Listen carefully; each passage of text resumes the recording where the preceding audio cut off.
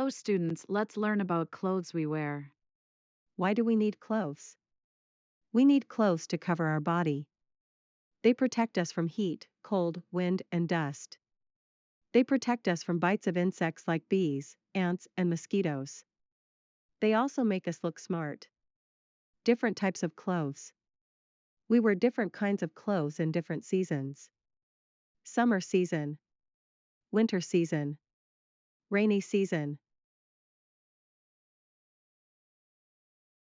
Summer season. Summers are very hot. We wear light cotton clothes in summer season. Cotton clothes keep us cool during the hot summer season.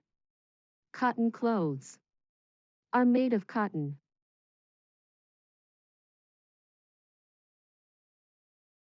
Winter season. Winters are very cold.